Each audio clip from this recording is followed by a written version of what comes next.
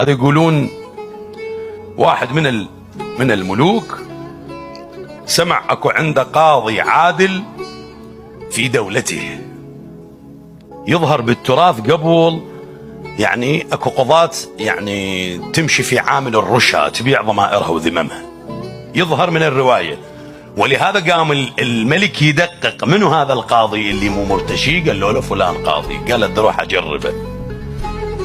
تنكر بزي رجل من الاعراب، هسه يجوز لبس شفيه وعقال، يجوز تلثم، يجوز ما اعرف، وركب على جواد ودخل للسوق راكب على هذا الجواد. بالطريق صادفه على اطراف المدينه رجل كسيح معوق شال يده للفارس اللي هو الملك. طبعا الفارس شالها القاسم الله حاطه بيد هذا الكسيح. الكسيح قال رحم الله والديك جزاك الله خير، بس تقدر توصلني بطريقك للمدينه، بعيده علي وانا جاي تشوفني معوق. شال ايده خلاه وراه على ظهر الفرس، باختصار يعني وصلوا للمدينه. من وصلوا للمدينه، المدينه كثران بها الباطل، وهذا اذا كثر الباطل بين الناس تحل اللعنه والغضب على الناس. شلون قبل يومين ثلاث من قلت لكم اذا كثر الفايز بالديره لعنه الله على الديره والبيها مكرم السامع، اذا كثر الربا لعن الله على المرابي والمرابي. فهذا الفارس صعد ورا الملك، صعد هذا الكسيح المعوق، وصل للسوق، وقف هو وحصانه، قال انزل لهذا المعوق للكسيح. الكسيح قال له ما تنزل انت، هذا ملك بس ما مبينه مو ملك، قلنا ملثم وشي. قال له ما تنزل انت، قال غير انت قلت توصلني المفروض تنزل. قال عمي غير هذا حصاني اللي انا راكب عليه.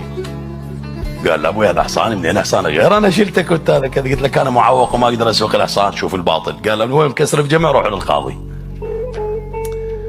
فوق ما وصله جزء المعروف يا هاي، اتقي شر من احسنت اليه. وصلوا يم القاضي، يقول من وصلوا لقوا اثنين يتخاصمون، واحد نجار وواحد سمان يبيع الزيت يبيع دهن، واكو محفظه مال فلوس، ذاك الوقت فلوس حديد دنانير ذهب وفضه وشيء، ومحفظه مال فلوس بديهم، واحد اثنينهم لازمين بالمحفظه. واول ما دخل هذا الملك ملثم او الفارس خلينا نقول، شاف القاضي يريد يحكم، قال له انت احكي. النجار قال له انا جيت اشتريت من عندك كميه من الزيت من الدهن ومديت ايدي لمحفظتي اريد انطيه. هو شاف محفظتي بها فلوس شلب بها شكل.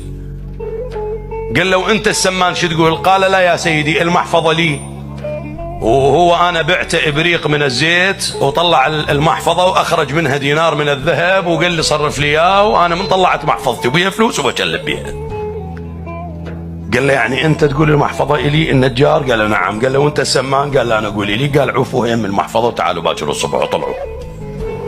انتم ابوي ايش عندكم؟ الرجل قال له انا رجل من الاعراب وصادفني الكسيح وانطيته القاسم الله ووصلته للمدينه وعرت يقول الحصان مالتي.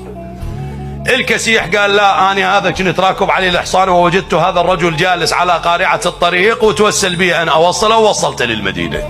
خوش خبطه. قال لهم تدبوا الحصان وروحوا باكر تعالوا. اختصر لكم الروايه. رجعوا ثاني يوم، من رجعوا لقى قدام السمان والنجار واقفين. الفارس يواوا.